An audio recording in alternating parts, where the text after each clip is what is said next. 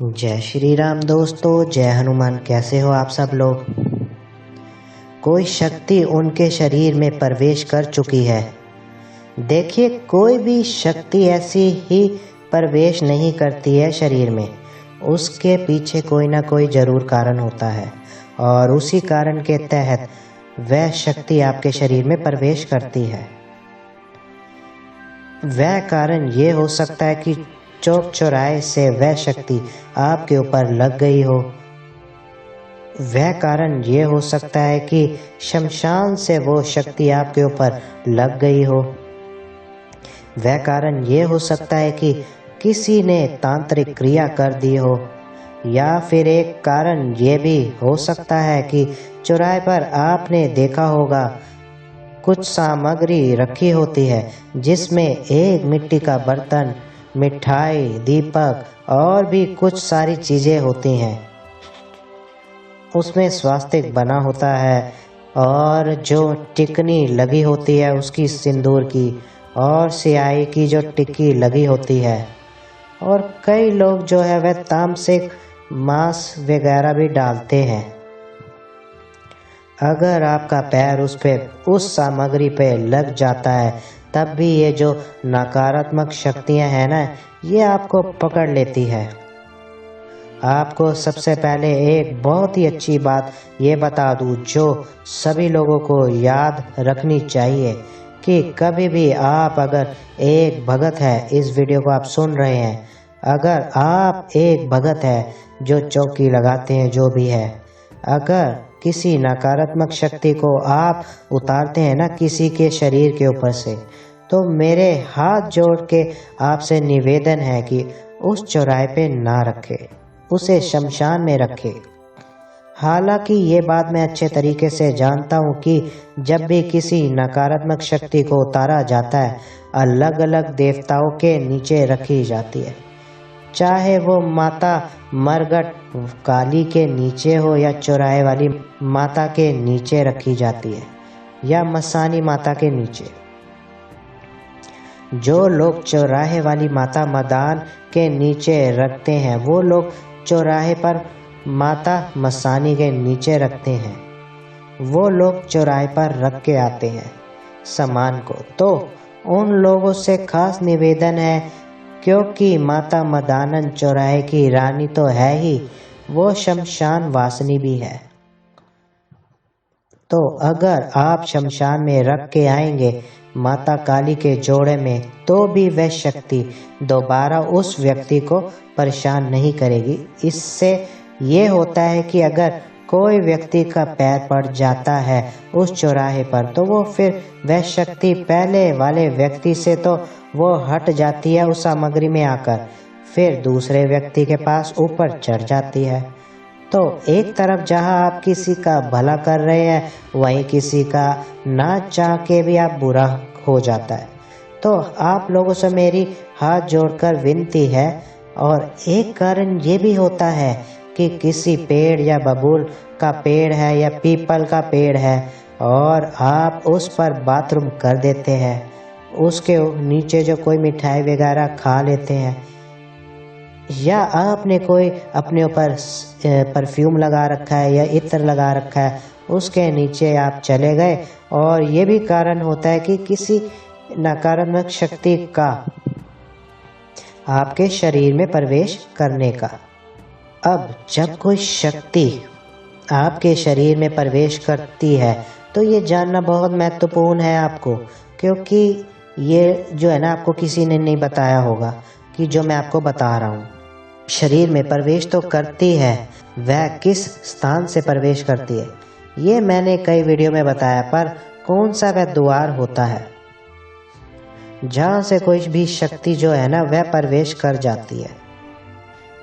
आँख, कान, मुंह, ये तो आपको पता है, पर मैं आपको ये बता दूं कि कोई भी शक्ति जो है ना, वो हमारे जो आत्मा पर, हमारे मन पर, हमारी आत्मा पर जब वह अपना कब्जा करती है, तो ब्रह्म रंध्र, हमारा जो ओरा होता है, उसको तोड़ते हुए, जैसे दरवाजे को तोड़ते हुए आप अंदर घुस जाते हैं, उसी प्रकार से वह ओरा को तोड़ते हुए अंदर घुस जाते हैं।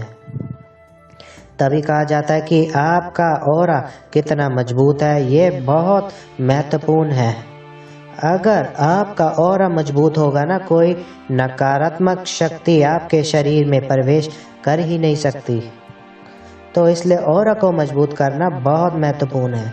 तो जब कोई नकारात्मक शक्ति प्रवेश करती है आपके शरीर में, तो आपको तो वह मुंह के द्वारा या छाती के द्वारा, कमर के द्वारा, या जो मल क्षेत्र होते हैं ना, वहाँ के द्वारा प्रवेश कर जाती हैं। ये आपके शरीर में वो प्रवेश कर जाते हैं ना, तो जिन व्यक्ति के शरीर में प्रवेश कर जाती है, तो वो जब अपने घर जाते हैं ना, तो उनके शरीर में अजीब सी दिक्कतें होनी शुरू हो जाती है।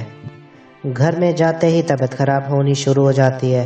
साथ ही उनके ऊपर, कई लोगों के ऊपर तो सवारी तक भी आ जाती है। उनकी गंदे सपने आने उनको शुरू हो जाते हैं।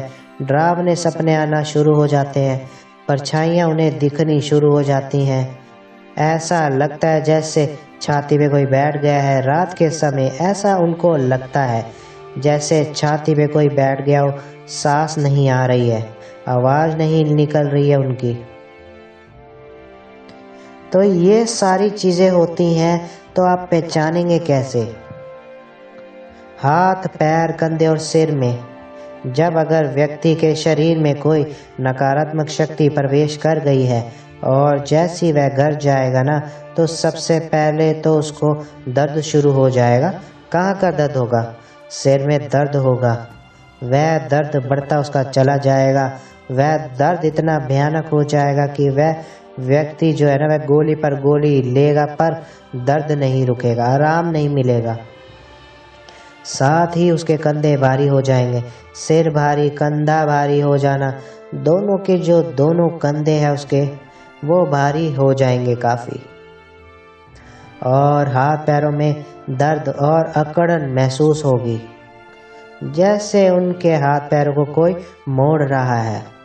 उनको अकड़न लग रही है, उनके हाथ पैर मुड़ जाएंगे, ऐसा उनको महसूस होगा। कई बार सांस लेने में भी उनको दिक्कत हो जाती है। अलग अलग नकारात्मक होती है, वह अलग अलग परेशानियां देती हैं। जैसे कोई आत्मा है ऐसी जो जलकर मरा है, कोई व्यक्ति जो भी कोई मरा जलकर, वो अगर किसी के शरीर में घुसता है ना, तो उसको जलन पैदा करता है।